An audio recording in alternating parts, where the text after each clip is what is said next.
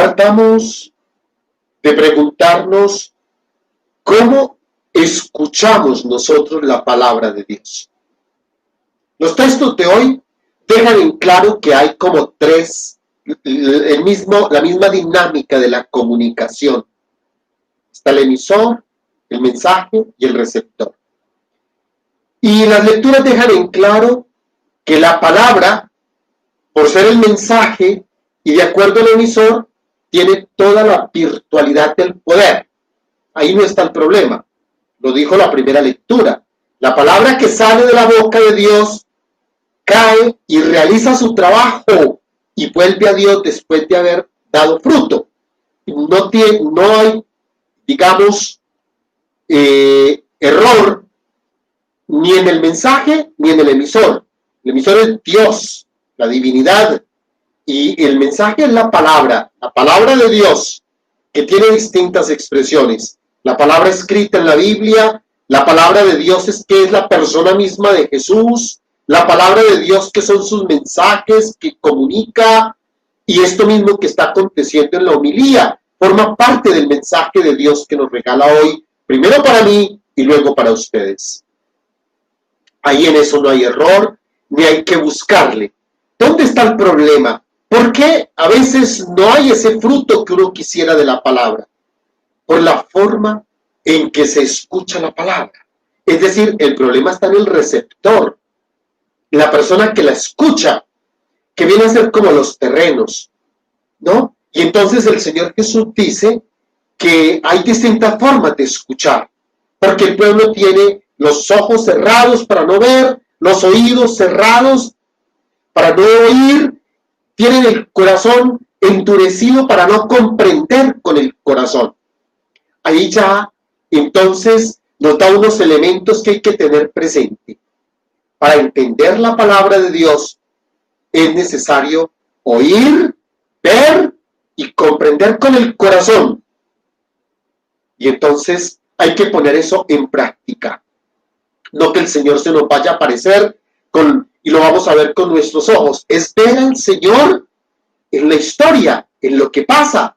Yo tengo que ver al Señor en el rostro del que sufre.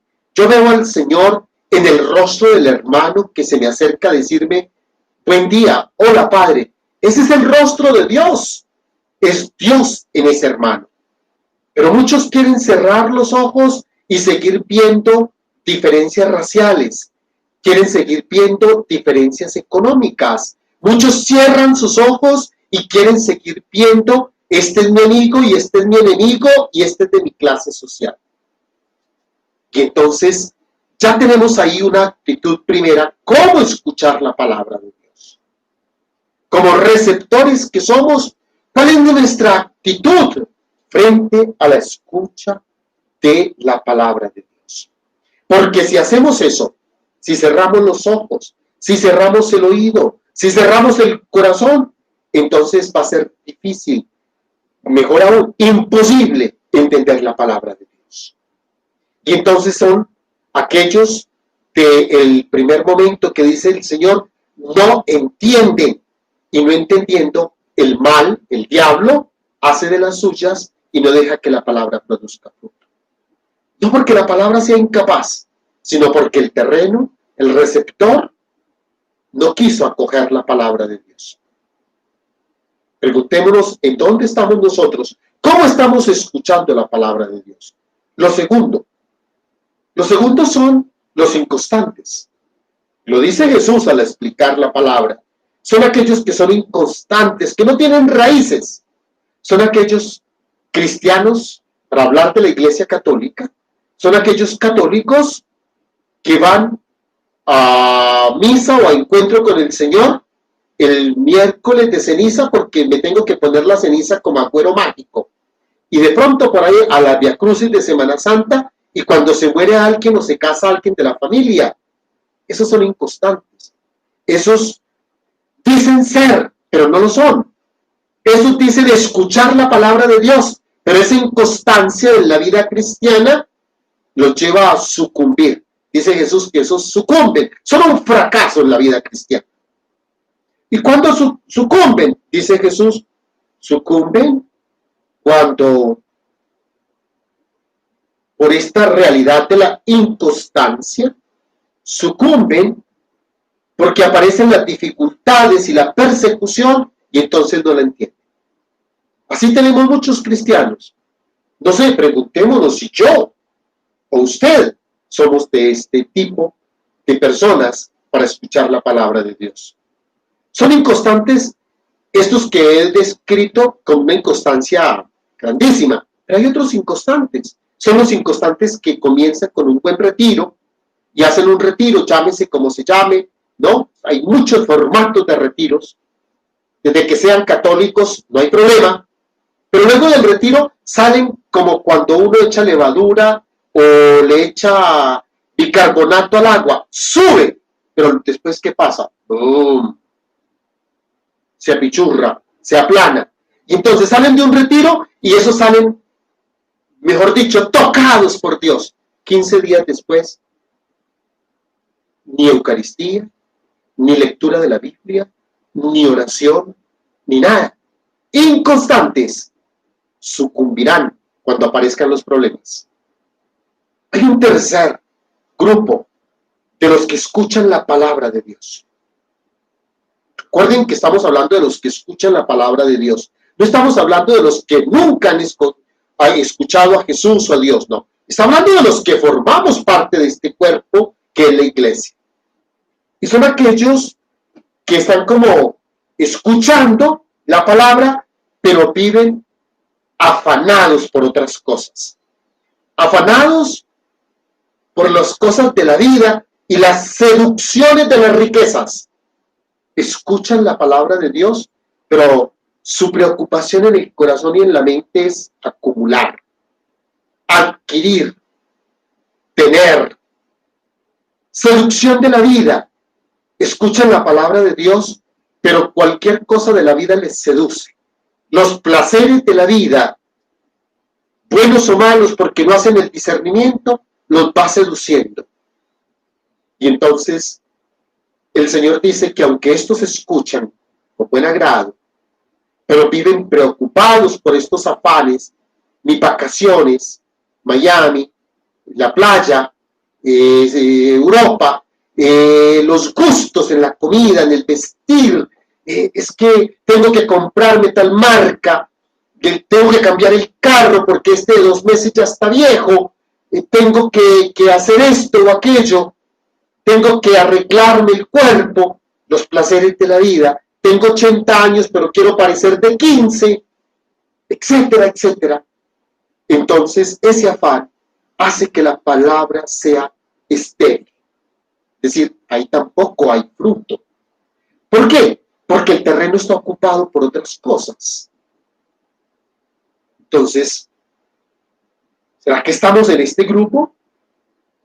No se trata tampoco, hermanos, ahora de decir, tengo que vivir como en la miseria. No, se trata, como lo dice el Señor, lo sembrado allí son aquellos que preocupados por los afanes de la vida y de las riquezas, hacen que esto ahogue el otro.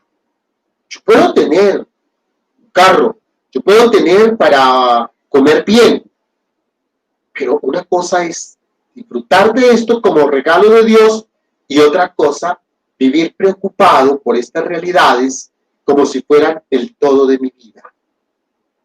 Luego vienen otros. Afortunadamente no todos son los que no entienden, los inconstantes de la vida, los que son estériles porque viven preocupados por los afanes y los quehaceres de las riquezas, sino que hay otro grupo que son aquellos que sí entienden. Es el que escucha la palabra y la entiende.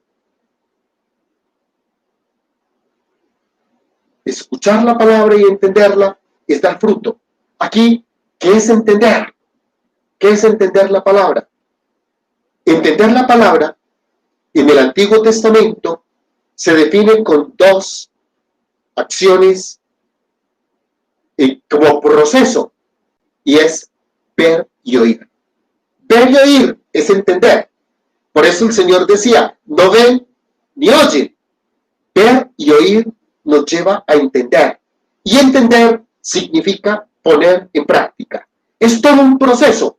Entender es, yo veo, yo oigo y pongo en práctica. Lo llevo a mi vida.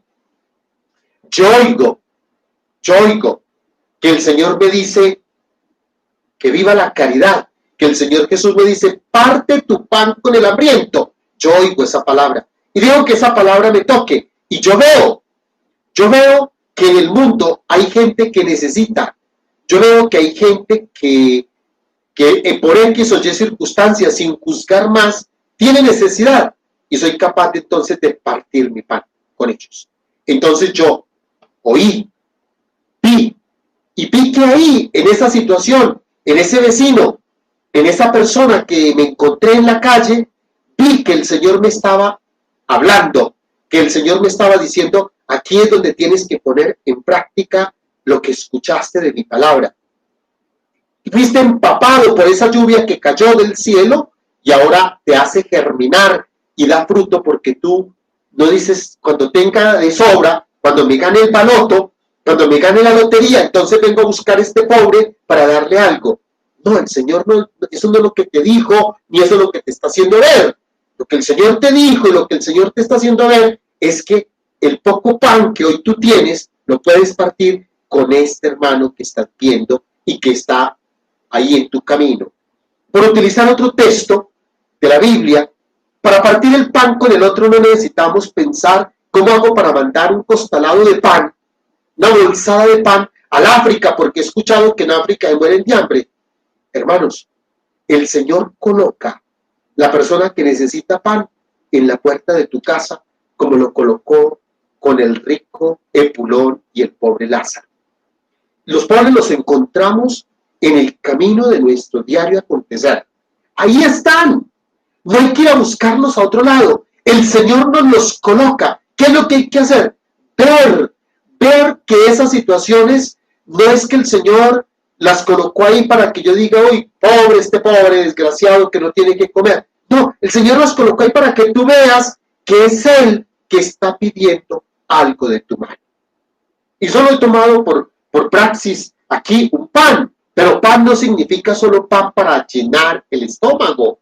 Pan significa mil cosas. Pan significa una medicina, pan significa un vestido, pan significa un cuaderno, pan significa una ayuda para pagar el estudio de alguien, pan significa tiempo, pan significa amor, pan significa escuchar al otro, pan significa miles de palabras.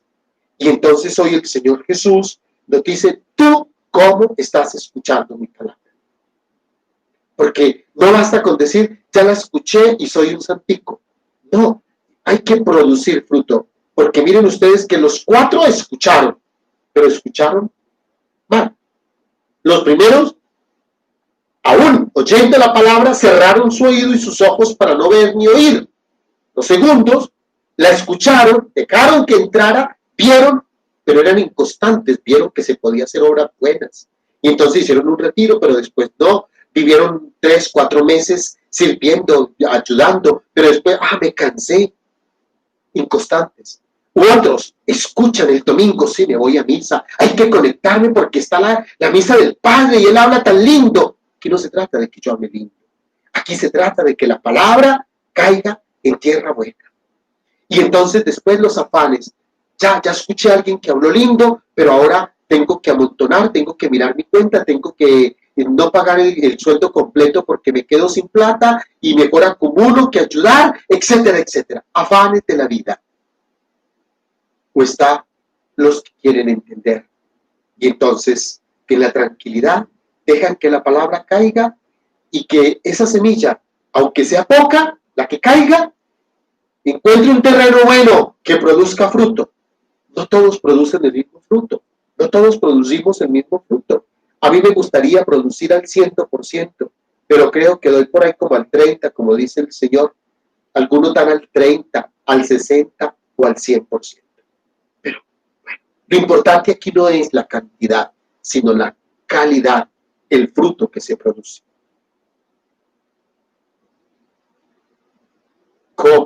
estás escuchando la palabra de Dios. Y vuelvo a insistir, la palabra de Dios no es solo la que está escrita en la Biblia. Dios me habla en la historia, en los acontecimientos, en los signos de los tiempos. ¿Cómo estoy escuchando yo en los enfermos hoy? ¿Cómo escucho la voz de Dios en los médicos que trabajan por ayudar a este tipo de pandemia?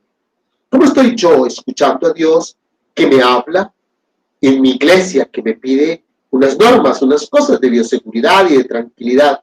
¿Cómo escucho yo a Dios en mis vecinos? ¿Cómo escucho a Dios a mi familia? ¿Cómo escucho yo a Dios en otras realidades? Ciertamente, no puedo quedarme tampoco solo escuchando a Dios en la historia, sino para poder descubrir a Dios que me habla en la historia, tengo que ver cómo Dios me habla en su palabra, para que esta palabra me indique cómo Dios habla y yo descubra lo que Dios me habla en la historia. Aquí, este es un tema precioso, este es un tema de mucha reflexión, porque es toda mi actitud cristiana frente a la forma en que Dios conduce mi vida y cómo yo como receptor de esa acción divina, de ese actuar divino, respondo. Pero pues no podemos quedarnos aquí hasta la parucía.